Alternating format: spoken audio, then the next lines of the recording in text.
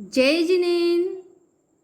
आइए सुनते हैं अल्फा की वाणी में ब्रह्मचर्य व्रत पर आधारित कहानी।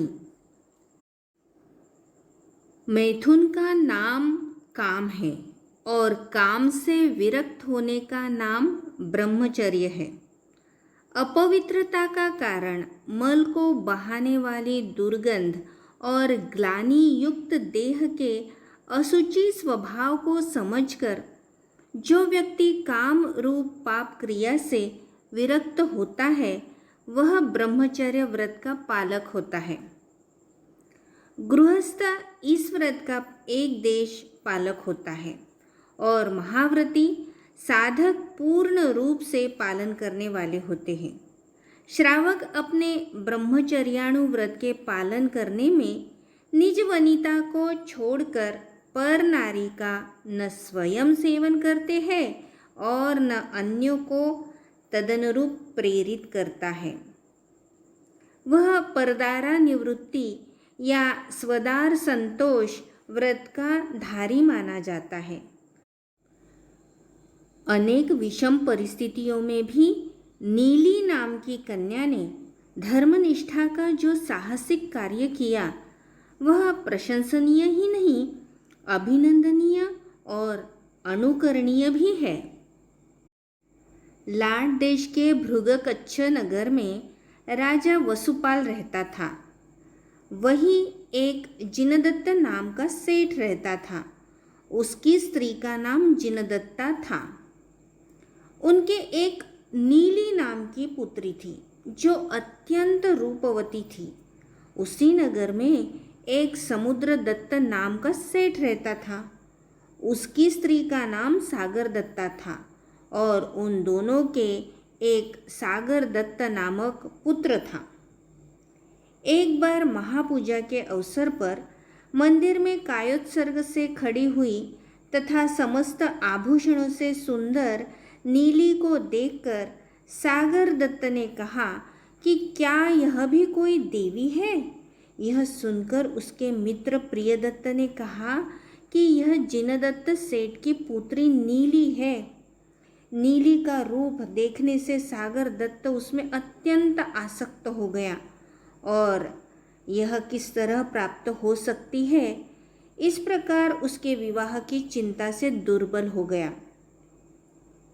समुद्रदत्त ने यह सुनकर उससे कहा कि हे पुत्र, जैन को छोड़कर अन्य किसी के लिए जिनदत्त इस पुत्री को विवाह के लिए नहीं देगा। तदनंतर वे दोनों पिता पुत्र कपट से जैन हो गए और नीली को विवाह लिया। विवाह होने तक उन्होंने यह स्वांग रचा हुआ था। विवाह के पश्चात उन्होंने फिर उनका अपना पहले जैसा ही आचरण जारी रखा। उन्होंने नीली का पिता के घर जाना भी बंद कर दिया। इस प्रकार धोखा होने पर जिनदत्त ने यह कहकर संतोष कर लिया कि यह पुत्री मेरे हुई ही नहीं है अथवा मर गई है। नीली अपने पति की बहुत प्रिय थी, अतः वह ससुराल में जिन धर्म का पालन करती हुई एक भिन्न घर में रहने लगी। सेठ समुद्रदत्त यह विचार करते हैं कि हमारे संगत में रहकर ये भी कुछ दिनों में हमारे जैसे हो जाएगी, कहाँ तक ये जैन धर्म का पालन करेगी। एक दिन समुद्रदत्त ने कहा कि नीली बेटी, हमारे यहाँ कुछ साधु आने वाले हैं। वे आचरण से श्रेष्ठ है, बहुत ज्ञानी हैं। वे अंतर्दृष्टि से सब कुछ जानते हैं, अतः उनके लिए भोजन करना चाहिए। तदनंतर नीली ने उन साधुओं को निमंत्रित कर बुलाया और उनकी एक एक पादत्राण को अच्छी तरह पीसकर तथा मसालों से संस्कारित कर उन्हें खाने के लिए दे दिया। उन साधुओं ने भोजन तो कर लिया।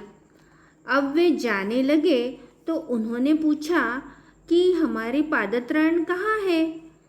नीली ने कहा कि आप ही अपने ज्ञान से जानिए। कहाँ वे स्थित है। यदि ज्ञान नहीं है तो वमन कीजिए। आपके प्रादत्राण आपके ही पेट में स्थित है। इस प्रकार वमन किए जाने पर उसमें उनके अवशेष दिखाई दिए। इस घटना से नीली के श्वसुर पक्ष के लोग बहुत रुष्ट हो गए। तदनंतर सागर दत्त की बहन ने क्रोधवश उसे परपुरुष के संसर्ग का झूठा दोष लगाया।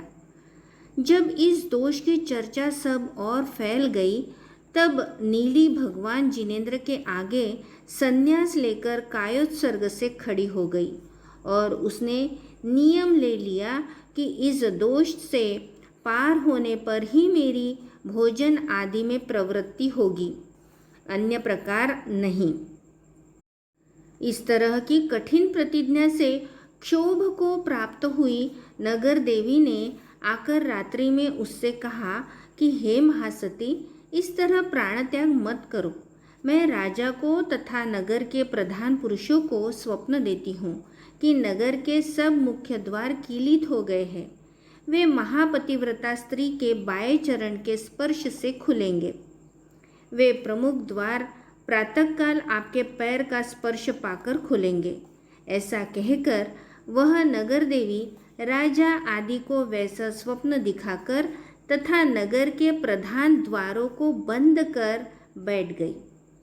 प्रातःकाल नगर के मुख्य द्वारों को किलित देखकर राजा आदि ने पूर्वोक्त स्वप्न का स्मरण कर नगर की सब स्त्रियों के पैरों से द्वारों का स्पर्श कराया, परंतु किसी भी स्त्री के द्वारा एक भी द्वार नहीं खुला। सब स्त्रियों के बाद नीली को भी वहां ले जाया गया। उसके चरणों का स्पर्श होते ही सभी द्वार खुल गए। नीली की जय जयकार हो उठी। इस प्रकार नीली निर्दोष हुई और राजा आदि के द्वारा वह श्रेष्ठ आदर और सम्मान को प्राप्त हुई। महानुभाव, यह सभी कथाएं तब की परिस्थिति के अनुरूप लिखी गई है। यहाँ हमें ये ध्यान रखना होगा कि अब का समय अलग है, परंतु जीवन में जो ब्रह्मचर्य का महत्व है वो तो है ही। इन सभी कथाओं से हमें गर्भित अर्थ निकालना है। जय जिनेन्द्र।